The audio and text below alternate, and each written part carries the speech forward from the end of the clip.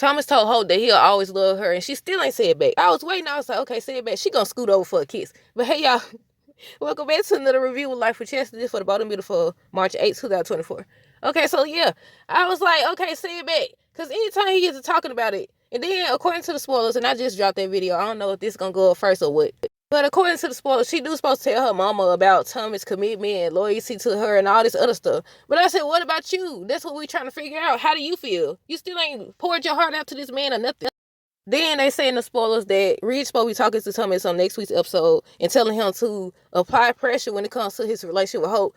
So he designs her a gown. I said, I wonder if it's going to be white. Or I should say, I wonder if it's going to be a wedding gown. Because I know nowadays all wedding gowns are not white. But yeah, I was like, okay, it's time for you. You need to start talking about how he feel. You keep, every time somebody asks you something about Thomas, you'll say, he loves me. He only chooses me. He ain't like Liam and all this other stuff. Well, how do you feel about him? Because at that point it becomes maybe you using him.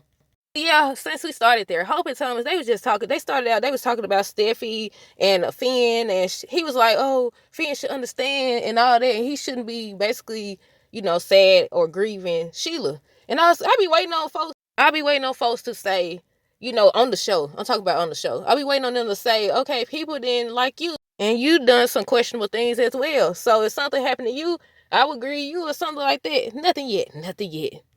But yeah, they was talking about that, and she was speaking up for Finn again. I said, look, she keeps speaking up for Finn. She's basically saying that was, regardless of who Sheila was, that was still his birth mother. And I said, right, they be acting like that's so hard to understand. I feel like Steffi kind of trying to understand now, because this man, Finn, they done went to the house. Okay, let me see if I wrote it down. At first, they was in the office, and Finn ended up saying that he's coming home. He's not going to stay at the office or whatever. So they go there. And I was like, okay, y'all act like getting the doggone carpet clean is going to erase those memories. Y'all both being hunted by this. Y'all need to talk to a therapist. Y'all need to talk to somebody. But again, they didn't say anything in the spoilers about, her getting arrested. I know I seen some videos, and I was like, okay, is they going to arrest her? But yeah, nothing was in the spoilers. They just said, basically, both of them going to be hunted by Sheila's death. He going to be seeing her. He going to lose it because anytime he try to connect with Steffi, he going to see Sheila. That's a look at that. That was Sheila's plan all along. That was Sheila's plan. Then, when they got to the house or whatever, he was like, he's tired, so he went to sleep. Then, he started having a nightmare or a dream about Sheila and basically trying to figure out what happened. And Steffi and her was arguing over the knife or whatever, and then she just kept stabbing Sheila, and he was screaming like, no, and all that stuff and all that. And then he was telling Steffi when he woke up that, he couldn't save Sheila, and that's what's getting him. And then he was speaking on, that's what led to it. Remember what Reed said when he was like, I'm a doctor. We don't, take people out. Say that, y'all. Then Reg picked up on it. He was like, my daughter ain't no, what either. The way he imagined it, Steffi just kept on stabbing the girl. I said, it ain't happen like that. She approached her. She lunged at her like she said, and she hit her one time. Did she stab her one time? I don't know.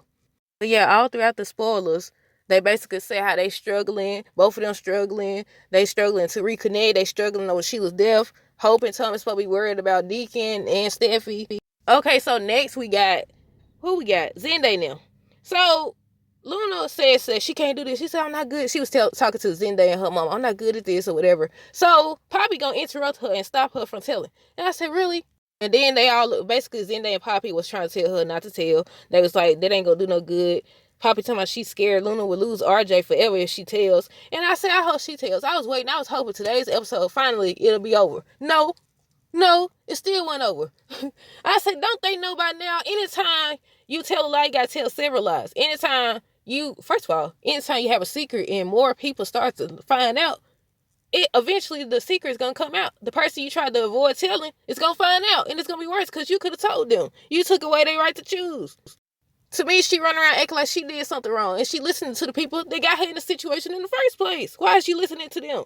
Or whatever. Then RJ keep interrupting. I hate when they do that. But Zende was telling Poppy he not plotting to come in between Luna and RJ. But if the opportunity arises, he gonna take it. Then why you go over there? You explain to them why you went over there? Then they showed him thinking about the time he shared with Luna or whatever. But that's it, y'all. Let me know y'all thoughts down below. Stay tuned for the next review. Until next time, deuces. Have a great weekend and be safe.